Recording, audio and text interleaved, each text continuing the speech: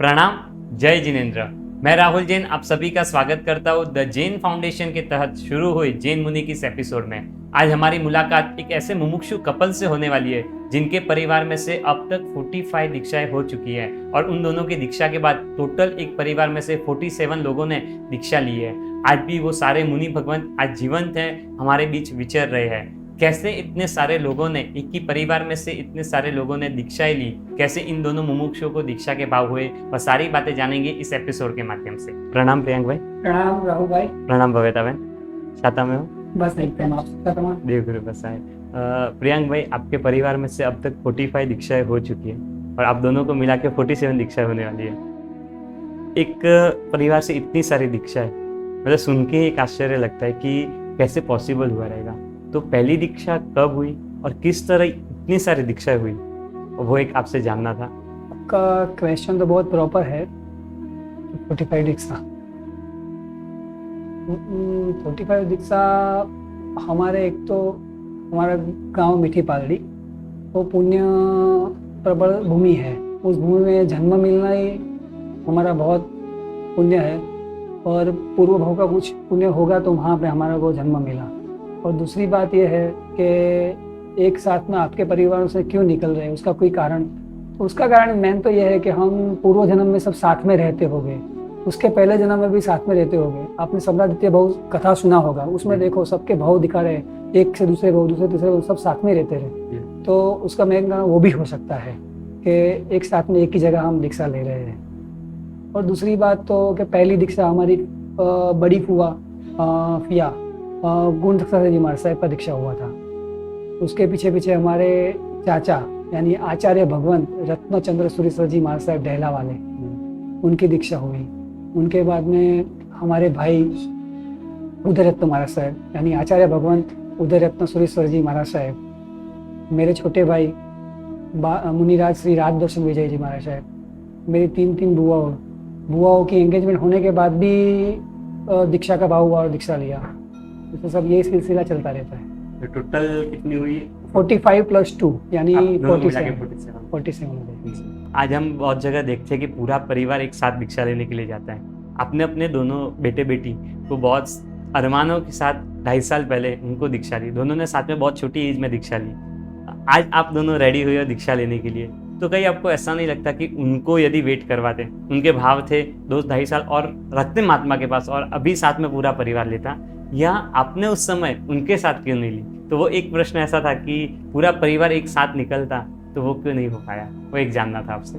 मैं आपको ये कहना चाहता हूँ कि सबका सवाल रहता है कि भाई ऐसा क्यों कि 2 बेटे को पहले दे दिया, बेटी को, और आप बाद में जा रहे हो। तो उसका मेन कारण तो मेरी जिम्मेदारियाँ थी, सांसारिक जिम्मेदारी। जैसे मेरे से छोटा भाई है, छोटी सिस्टर है, तो उनकी भी जवाबदारी ख़त्म करनी थी। पापा तो है ही जवाबदारी में, मगर मेरी भी जिम्मेदारी रहती है बड़े होने के नाते।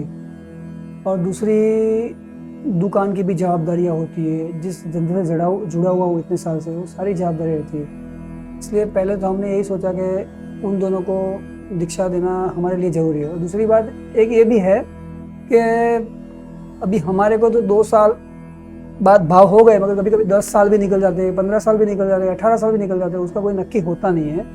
तो उनको अविरति में क्यों रखे?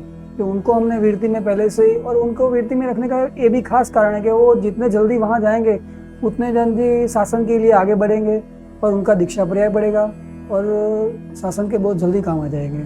आप दोनों ने भी महात्मा के पास रह के ट्रेनिंग ली रहेगी, मतलब एक भाव होना ठीक है, परंतु उसके बाद वो जो दिनचर्या है, उनका जो जीवन है, वो कैसे जीते हैं, किस तरह की ट्रेनिंग वहाँ से मिलती है। आप दोनों ने अपने लाइफ में, या दीक्षा का मुहूर्त फाइनल हुआ उसके पहले कितना समय गुरु भगवंत के पास रुके और किस तरह से ट्रेनिंग ली, किस तरह से उनके जो रूटीन है उसमें सेट हुए, वो एक जानना था। दीक्षा की ट्रेनिंग की बात है तो ट्रेनिंग बच्चों के दीक्षा के बाद, कि बच्चों की दीक्षा के पहले भी बच्चों को लेकर भी वहाँ पे जाना आना रहता था। मैं 15 दिन बच्चों को लेके, तब बच्चों के लिए जाती थी, मेरे लिए कम पर बच्चों के लिए जाती थी। फिर उसके बाद वापस हम दोनों अलग साहिब जी के पास जाते आते रहते थे। बच्चों के दीक्षा के बाद तो घर से ज़्यादा वहाँ पे ही रुके।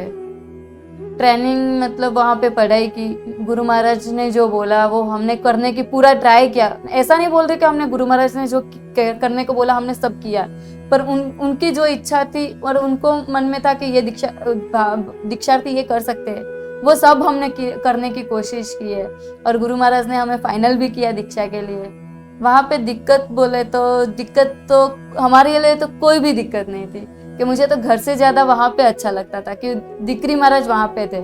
कोई माँ ऐसी है कि उसको संसार में कभी दिक्री के साथ रहने नहीं मिलता, और मुझे ऐसा है कि मैं दीक्षा के बाद दिक्री के साथ और दिक्री महाराज के साथ रहने वाली हूँ। वहाँ पे पढ़ाई लिखाई सब वो करते रहते हैं, चलता रहता है। फिर पूरे दिन सुबह उठो शाम तक वो ली, और दिक्कत तो कोई नहीं आई। और अनुभव में तो ऐसा है कि मुझे पढ़ाई का तो है, पर वहाँ पे व्यावच करना की भी बहुत भावना है, कि मुझे लगता है कि जैसे पढ़ाई से अच्छा तो व्यावच जितनी करोगे गुरु महाराज की, वो हमें आगे ले जा सकता है। ऐसा अनुभव मुझे हुआ है। आप दोनों ने अपने दोनों बच्चों को संयम के मार्ग पर भेजा है।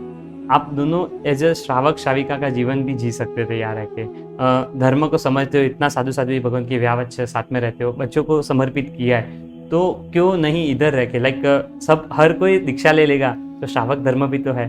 तो आप दोनों उसकी जगह पे, साधु जीवन की जगह पे श्रावक जीवन अगर अपनाते और एज अ श्रावक श्राविका यहाँ रहकर शासन प्रभावना करते, तो वो क्यों नहीं सेलेक्ट किया, क्यों वो नहीं सोचा आपने और संयम जीवन क्यों सोचा, वो जानना था। आपने बोला कि सांसारिक जीवन में रह के आप क्यों नहीं कर सकते, श्रावक श्राविका रह के कर सकते हैं अपन, पर वो बहुत कम रहता है और साधु जीवन में बहुत ज्यादा कर सकते हैं। जैसे भगवान ने बोला है कि सर्व ले सके, हम अपना धर्म है कि सर्ववृत्ति लेना है, नहीं लेना है तो देशवृत्ति लेना है, देशवृत्ति में रहना है। और देशवृत्ति में रह के भी हम वो जो पाप तो करने ही वाले, सुबह उठे जितना हमको धर्म करना चाहिए वो तो नहीं कर पाते। सुबह उठते हैं हम तो उठते ही वॉशरूम जाते, वहाँ पे फ्लश करते, पानी का इतना बगाड़ रहता है, किचन में जाते रसोई करते, तो वहाँ पे भी कोई जयना हमारी बहुत रखते हैं हम, पर पाप तो उतना ही है ही साथ में कितने में। और जो हम कर सकते हैं कि धर्म करना है, सर्ववृत्ति लेके ही कर सकते हैं, मतलब निष्पाप जीवन जो जीना है हमें,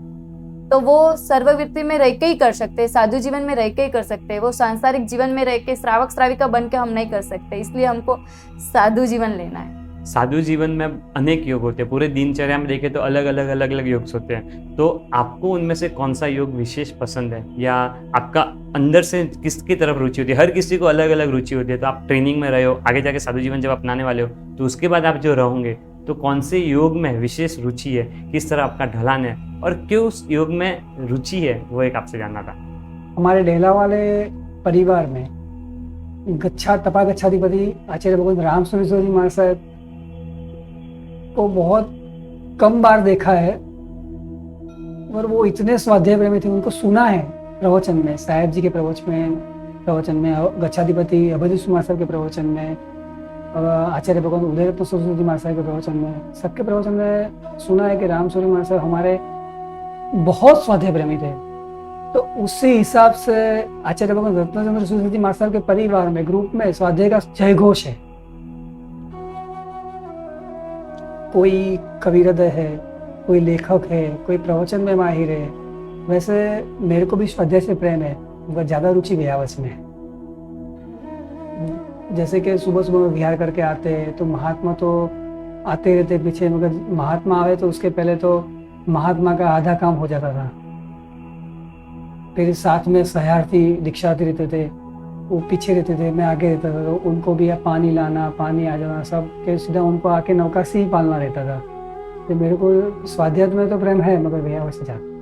मुमुक्षु प्रियांक भाई एवं भव्यता बहन से हमारा ये वार्तालाप जारी रहेगा। आगे के एपिसोड्स में उनके जीवन की बहुत सारी घटनाएं, बहुत सारी बातें जानेंगे जो आज तक लोगों को पता नहीं है। आगे आने वाले एपिसोड्स को देखने के लिए द जैन फाउंडेशन चैनल को सब्सक्राइब करना न भूलें। प्रणाम।